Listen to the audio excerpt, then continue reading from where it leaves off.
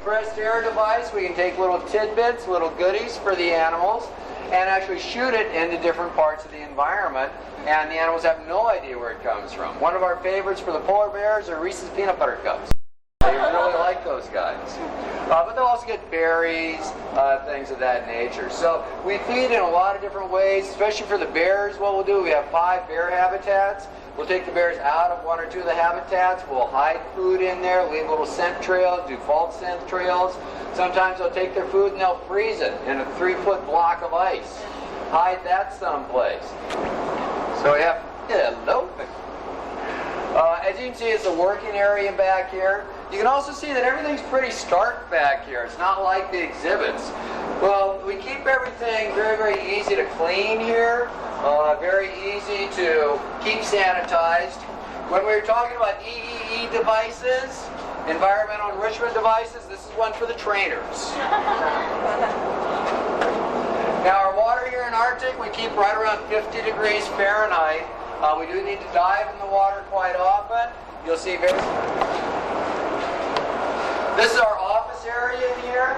As I was telling you, we do a tremendous amount of research here at Seaworld. Not feeling well, if something's wrong with them, one of the first things that's going to go is their appetite. Out in the wild, and most of our animals who were born here, a lot of them do not have the antibodies or the natural immunities to things that they might have in the wild. So that is one problem that you do have in a controlled environment that we're actually trying to work with against with immunizations and stuff like that.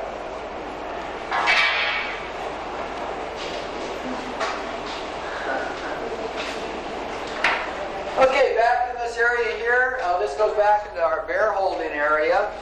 Just to give you a little idea, this is a toy for a bear before, and toy for a bear a couple minutes after. You're big strong guys, try to straighten that out. The bear is just, done. Doesn't even think anything about it whatsoever. Polar bears are unbelievably strong. I have seen videos of them in the wild. They'll be stalking a seal hole, and you know those cute little seals out there? That's the main source of food for the polar bears. So it's tough, but that's nature. It's right out here, too.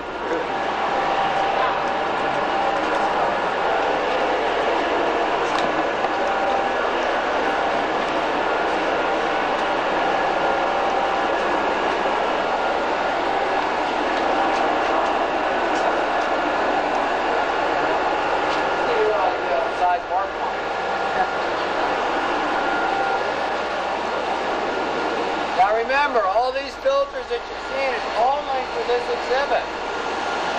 Our own filtration systems. We're also all on generators, so if we do lose power in a hurricane or going under our own system. We're not on the city water supply except for the drinking water. All the other water, all of our salt water, we make ourselves. We have wells here on property that bring us our own water. We actually have our own sewage treatments, and we sell the effluent as fertilizer. So we're basically a city, all by ourselves right here.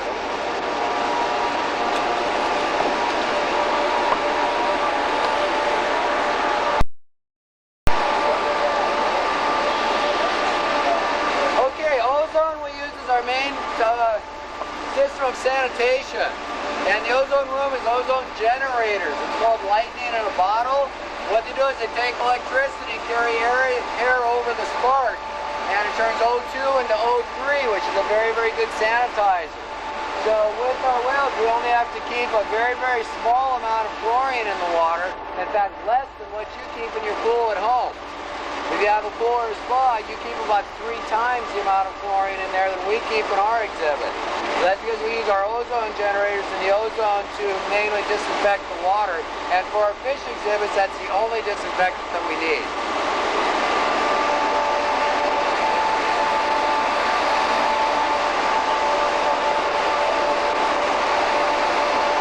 See the bubbles going up there? That's part of the ozone generating also.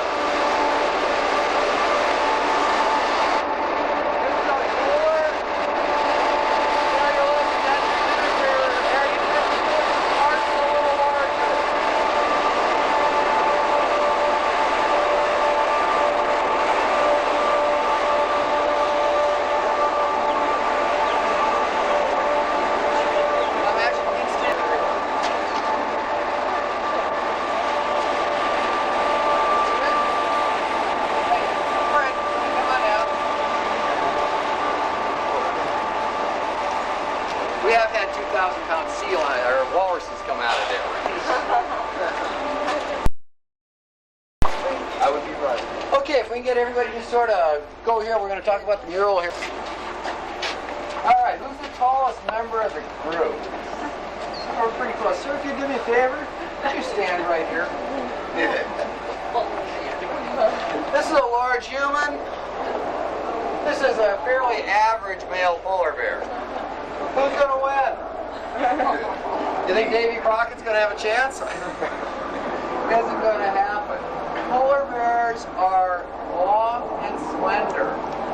Now it seems weird to talk about a bear being slender, but you're going to see when we get inside there that the polar bears really are. They're not built like a grizzly bear. Grizzly bear is a wide-bodied animal.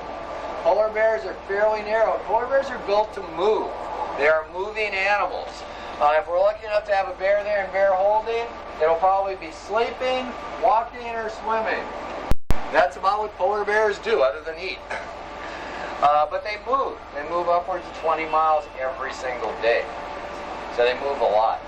But polar bears can get very, very large. Your male polar bears will get upwards of 1,400 pounds and usually about 9.5 feet. This is how big they are when they're born. Bears that think of the hibernating bears. The only pair of polar bears that hibernate are pregnant females. And in fact, a pregnant female needs to gain about 400 pounds. Not unusual at all for polar bears to get up to about 25, though, in the wild. The oldest one recorded in the wild was 32 years. The oldest one in a controlled environment was 41 years old. And that's fairly normal. For controlled environments, a place to take care of their animals very, very well, they'll usually live about 1.5 to twice as long as they will in the wild. Okay. And if you can just tell me.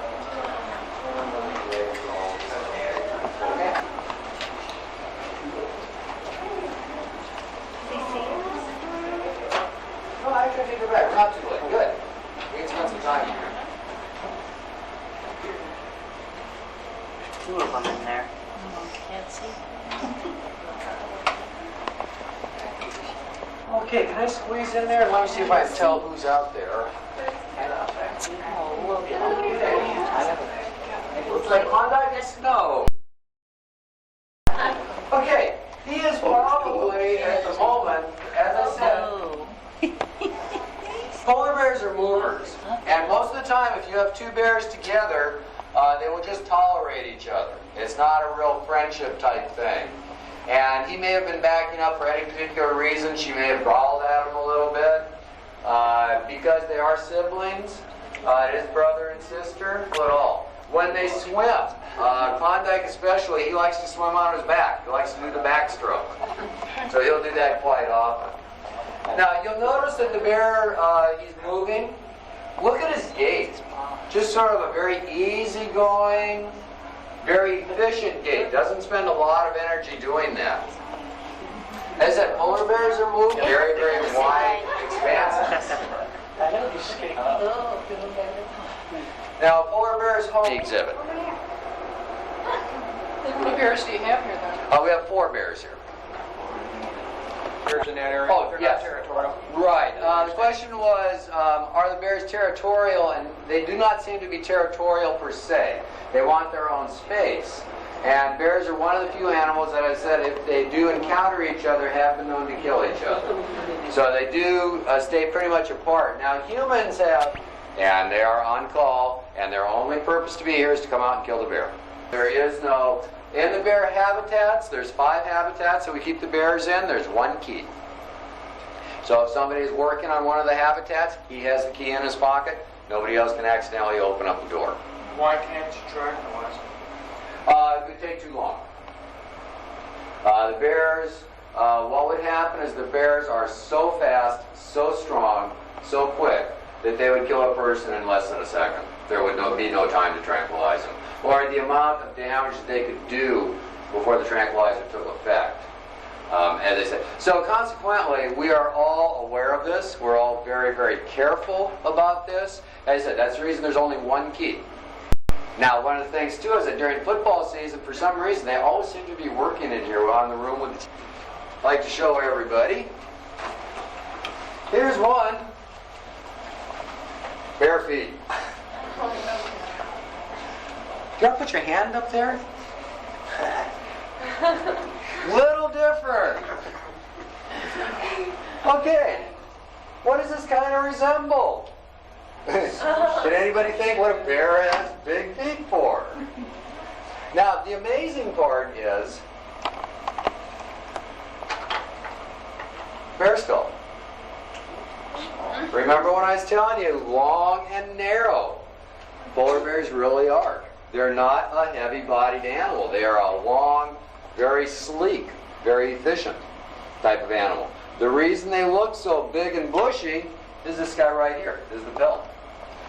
You go ahead and feel this. This is a real pelt from a bear that went of natural causes. But if you look through the hair too, you'll notice that the skin is black. And the hair itself, if you want to look through the microscope here, is actually colorless. The color we're seeing is only reflection off the light. And this way, the Arctic sun, the ultraviolet, can get right through the hairs onto the black skin to help warm up the animal itself. Polar bear also has about 4 inches of blubber layer. So they have actually a big problem dissipating heat. And one of the reasons we believe that they are in the water so much is to try to help cool themselves off. The Latin name for polar bears means water bear. They're very, very good swimmers, excellent swimmers. They just swim with their front paws, though, and they just drag their hind legs behind them. So it's kind of like this. Anybody here a scuba diver or a snorkeler?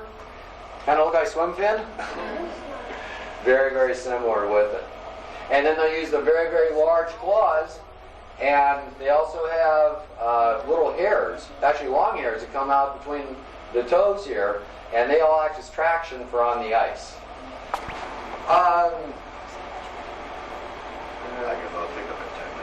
Oh, okay. We get out of here in about 2 minutes. Walrus tusk. Get an idea of the weight. The one thing, this is a collar that we helped develop with the Hub Seaworld Institute, Research Institute. This is a satellite tracking device that we put on bears. It costs $7,000. It shoots a signal to the satellites, shoots it down to us. It's part of a GPS system. And so we can actually pinpoint where the bears are 24 hours a day. And this is how we've learned about the migratory routes. Learned about they travel 20 miles a day. They'll use a home range of 135,000 miles. We only collar female bears. Anybody have any idea why that is? They're mating. Okay, well we do track the mating, but we only collar females. Small. Easy to deal with. Actually, females have smaller necks. Collar doesn't fall off. Male bears have great big necks, sort of like a football linebacker. Collar falls right off of their head.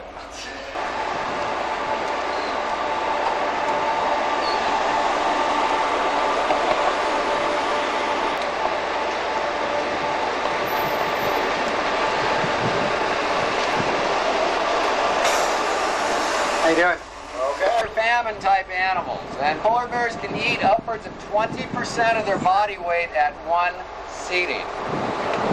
So, we got a question now. We've got a 1,000-pound polar bear, okay, and we're gonna try to figure out. We don't have the largest penguin there is an emperor penguin, and they weigh about 90 pounds. We don't have any here in the park, but we do have king penguins here in the park. And they weigh about 60 pounds, or can get upwards of that weight. So my question is, normally, how many penguins would a polar bear eat in one sitting? A 1,000-pound polar bear. How many pounds do they eat? I've got 2. So we're going to say a 1,000-pound bear. They'll eat upwards of 20% of their body weight. And we're wondering how many 60-pound kings would they normally eat in one sitting? We have 3. We have a 0. You've been on the tour before. Okay, one question. Where did we just come from? The Arctic. What did we see in the Arctic? Polar bears. Where are we going? To the Antarctic. Where are we going to the Antarctic for? See penguins. How many penguins will a polar bear normally eat?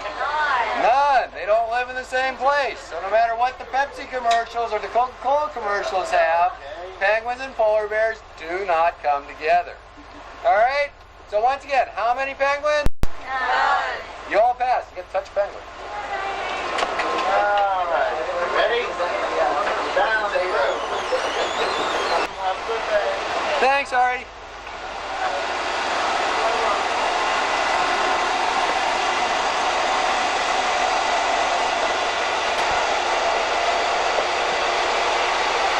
get outside of the park, all you see are tanks like this everywhere.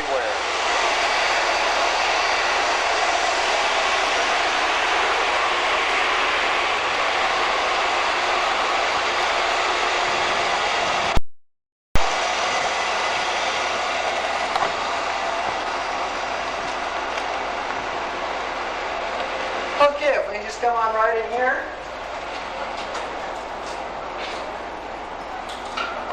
Hi guys.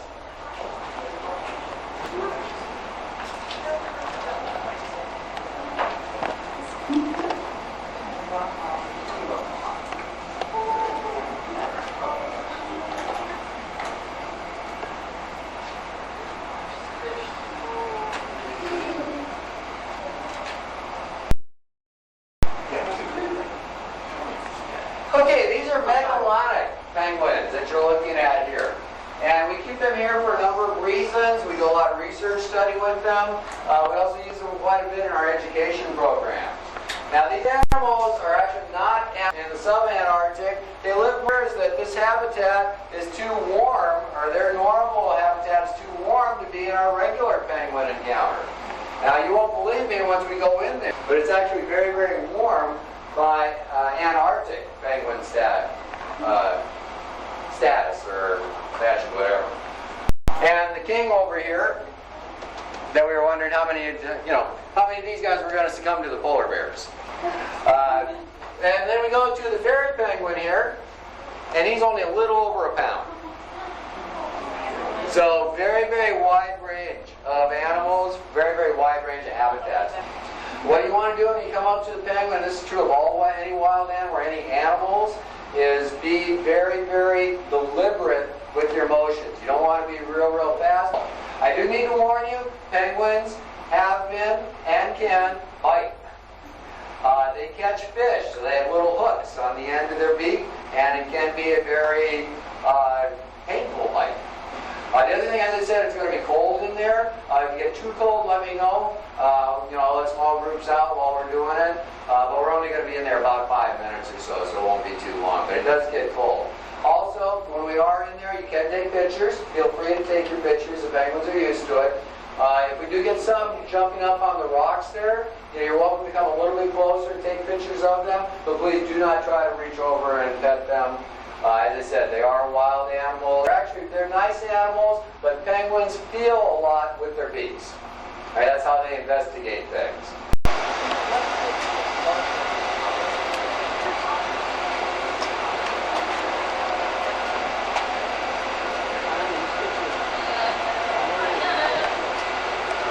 And approach the penguin one at a time, just with a nice slow movement so they don't get scared by any sudden movements or anything.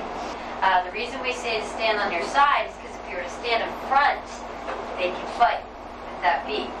If you stand back, well, you're going to end up wearing something you're not going to want to wear for them. So with any animal, what goes in must come out. It's projectile. So the technical word for that is, or they have been termed scientifically as projectile. It'll make for the best interaction because it's not going to get frightened.